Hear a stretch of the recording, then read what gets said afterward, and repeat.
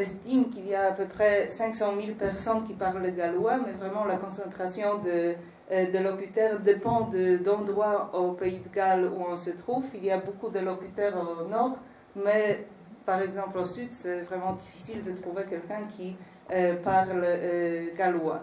Et même s'il y a une longue histoire de la protection politique du gallo, il y a des actes qui, au moins en théorie, garantissent l'accès à la langue galloise dans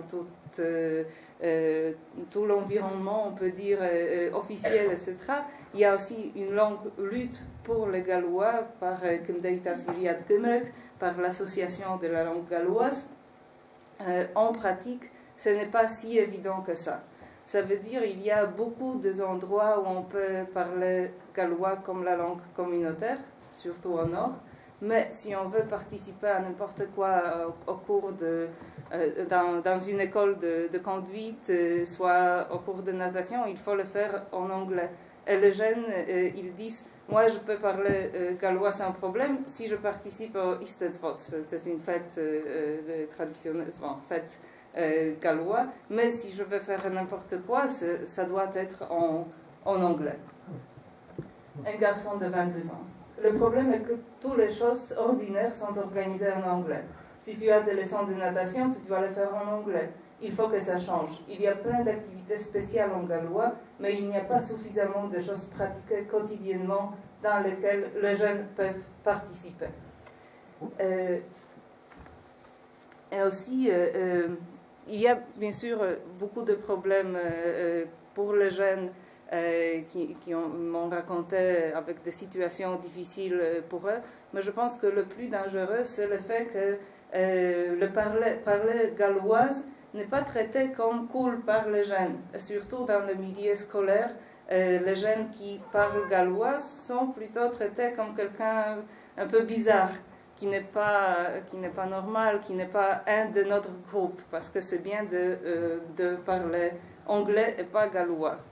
Même dans les familles galloises, avec d'autres enfants des familles galloises pour lesquelles galloise c'est la langue maternelle.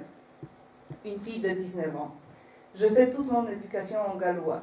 Dans l'école primaire, on parlait tout le temps en gallois et personne n'osait parler anglais. Mais après, il y a une culture spécifique ici que si tu parles en gallois à l'école, les gens te traitent comme quelqu'un de bizarre, même si c'est une école galloise et tout devrait être en gallois. Chez nous, au lycée, c'était comme ça. Quand quelqu'un parlait gallois après le cours, il était ignoré par les autres. Je ne sais pas pourquoi. Je sais que c'est toujours comme ça parce que mon petit frère ne veut pas parler gallois avec ses amis car il a peur d'être rejeté.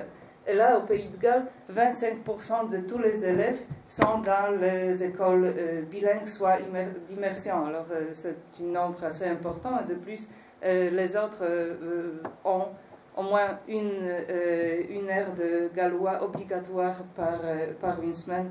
Alors, on pourrait penser que c'est pas mal. D'autres choses qui...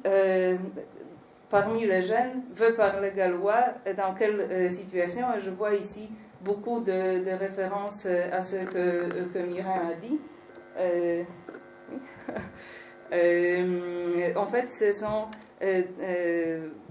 dans la plupart des cas, ce sont des jeunes qui se retrouvent ensemble, qui ont quelque chose de commun, qui ont cette communauté de pratiques dont Mireille a parlé, et qui aussi...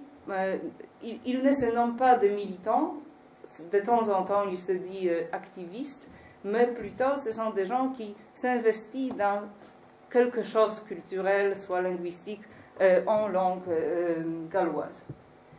Un garçon de 20 ans. Pour moi, être militant veut dire parler gallois et s'opposer aux tendances qui menacent le gallois.